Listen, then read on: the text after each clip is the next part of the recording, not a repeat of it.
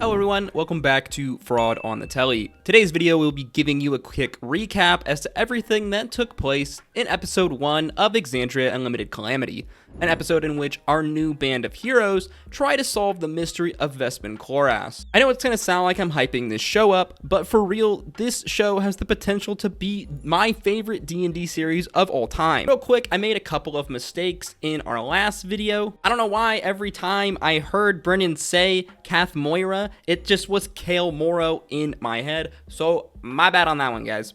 As always, if you enjoyed the video and learned something new, don't forget to like, comment, and subscribe. Check out some of our other Critical Role content. Let's get right into it. Our story begins in the flying city of Aabria during the height of the Age of Arcanum. Big shout out to Brennan Lee Mulligan here. Dude had some amazing descriptions of this high fantasy age of magic and technology. The city of Aabria has completed its 7-year journey across Exandria and is now a day out from landing in its home city of Cath Moira. During the opening half of our episodes, we're introduced to our cast of characters, each getting their own introductory scene.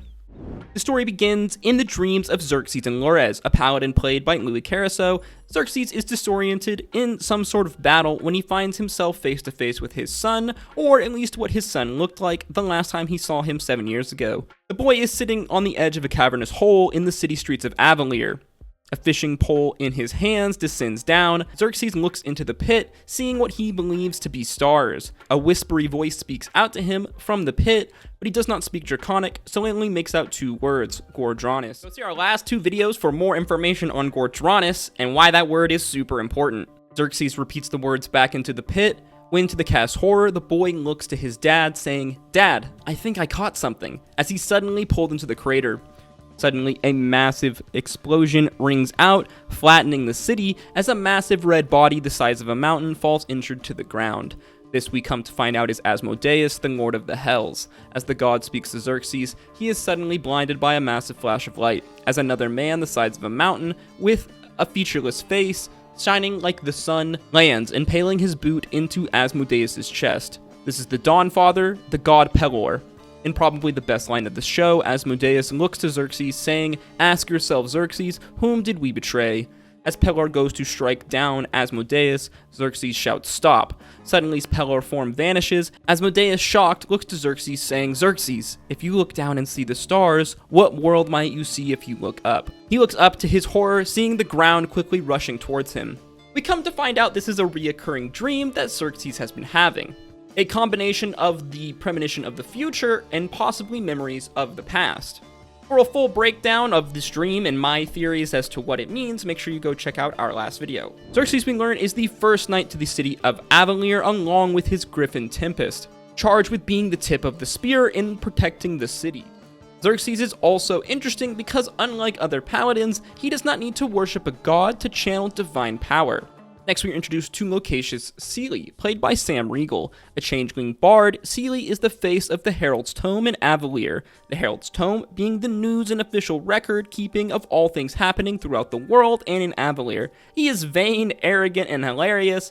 Truly a classic Sam Riegel character. Next, Laren Coromir Seely, an elf wizard played by a brilliant Iyengar. Laren works as the architect arcane of Aabria, making her responsible for all things technological and magical, specifically the mechanisms that keep the city afloat and supplied with power. Laren, through one of her constructions, the Grand Geometer, has been measuring innate magical levels to determine the coming arrival of the apogee solstice, a very rare magical solstice that weakens the gaps between planes and makes it possible for ley lines of magic to be reshaped and moved throughout the world of Exandria. As it so happens, on this day, the machine has begun reading a number that's much higher than the average, indicating the solstice is near. Side note, what the DM, Brennan Lee Mulligan, does in these opening scenes is amazing. It's super slick. Besides giving us amazing background content and description on what the Age of Arcanum actually is and how it looks like, which is amazing by the way, Brennan drops a bunch of nuggets of information in each of these little one-on-ones to each of the characters. Then later on, when they're all together, they can kind of piece the information together, ultimately this information being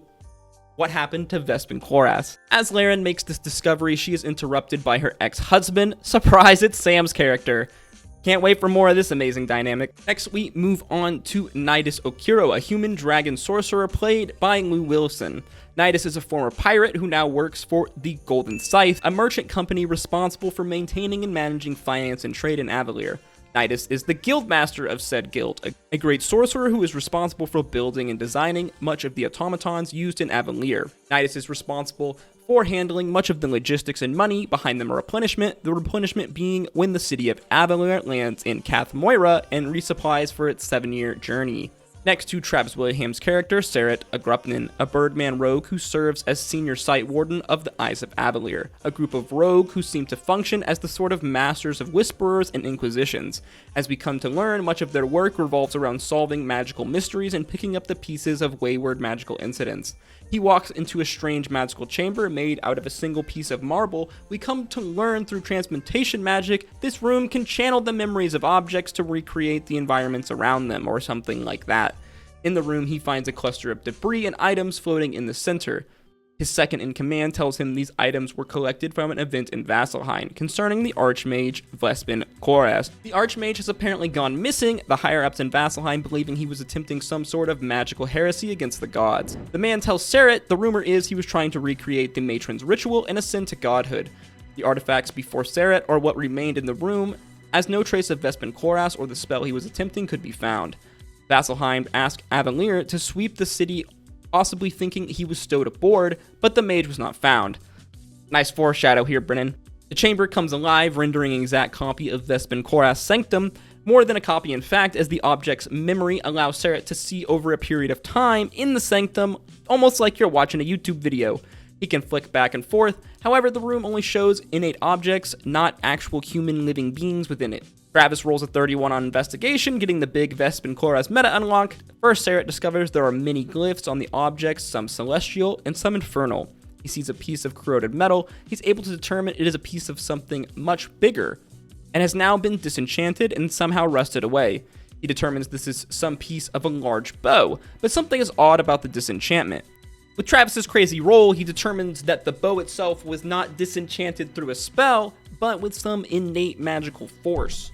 As well, his eyes catch the faintest marks of a summoning circle on the ground that has been completely eradicated. It seems that something was supposed to be bound in this space, but whatever it was so easily escaped it that it erased any trace of the circle, likely destroying the bow and Vespin himself.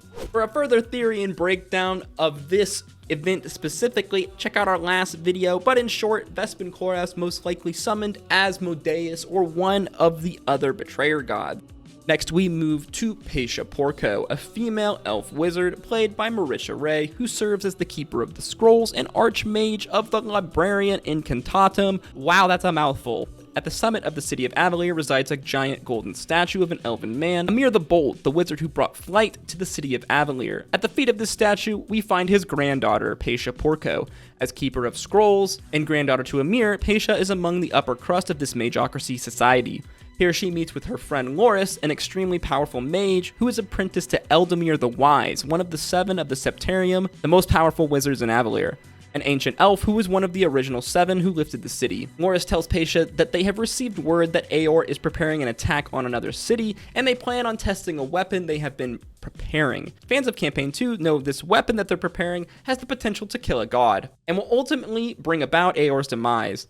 As well, strangely, Paisha learns the Halls of Prophecy have been closed down, something that has never happened in the history of the entire city. As well, it seems Loris and his master also have a vested interest in what happened to Vespin Chloras, and ask Paisha to delve into some of these artifacts that have made their way into Travis's character's hands. After the break, the group reconvenes in Paisha's home for a gala of some sorts. There we get an awesome throwback to a character made famous in Campaign 1, Pervon, the champion of the Raven Queen, and his wolf Galdric. Eventually, the group all convene at the gala. There, Zerxus explains his dream. Paisha, through her great knowledge, knows that the term Ghor Dranas is draconic for gathering of shadows, a unique phrase that carries heavy weight to it, as dragons do not fear much. As well, Ghor Dranas will come to be the name of the kingdom the betrayer gods establish in Xhorhas. On top of the city would be built modern-day Rosanna. As well, Seret discussed his findings into his investigation of Vespin Chloras. Nidus is able to determine the bow in question belonged to a Solar, an angelic-like being. Laren realizes the power it would take to disenchant such a weapon, let alone shatter it, is unheard of by any mortal, leading her to believe that whatever was summoned must have done so. Nidus wonders if they should go to the Hall of Prophecy to further understand Zerxus Dream. However, like we said earlier, it is oddly closed. There's some real sussy vibes going on here, let me tell you. It's a pretty odd coincidence that the Hall of Prophecy is closed on the day that they decide they want to go.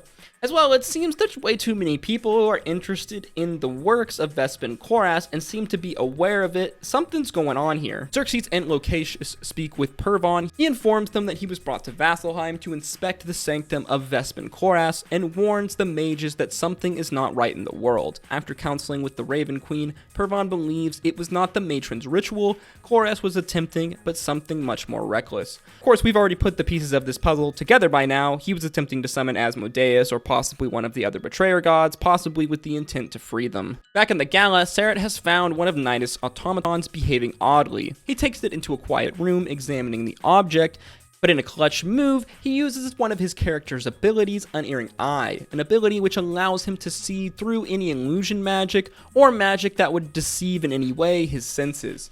He also caps it off by rolling a 31. Seret suddenly realizes he's not alone in the room. He's able to catch the reflection of light off a set of invisible eyes. He turns, striking out with his tomahawk. On the ground before him lies the now dead body of Vespin Chloras, head shaven and body mutilated. He wears rags emblazed with infernal ruins. In the mirror behind him, Seret hears a voice. He turns, seeing the spectral face of Vespin Chloras in the mirror. It strikes out, cracking it, and our episode ends. So, as we explained in our theory and breakdown video, it seems Chloras attempted to summon Asmodeus with possibly the intent of freeing him or possibly even claiming his power, but the god's mere presence was enough to completely shatter this bow, as well as possibly destroying Vespin's body. The betrayer god then would stitch the mage back together, possibly making him a devil. It seems as though the calamity has begun though, as from what we know of the history so far, the betrayer gods, once released, would gather their power in secret, creating the city of Dranas. Then they would launch a surprise attack on Vasselheim, beginning the War of the Calamity and announcing their presence. With this information, we can assume then that Asmodeus and possibly the other betrayer gods are already free in the world of Exandria at this very point. Possibly the occurrence of the aforementioned solstice and blending of the panes made all of this possible, or maybe it's for something worse to come. Let me know what you think of EXU Calamity in the comments below. This is probably the best D&D series I've seen in a long time. Dark Brennan is one of my favorite DMs ever, and I'm a sucker for high fantasy Battle of the Gods type shit. As always, if you enjoyed the video and learned something new, make sure you like, comment, and subscribe. Click one of our other videos on screen now, like my Calamity Explained video, and I'll see you all in the next one. Peace, love, Adu.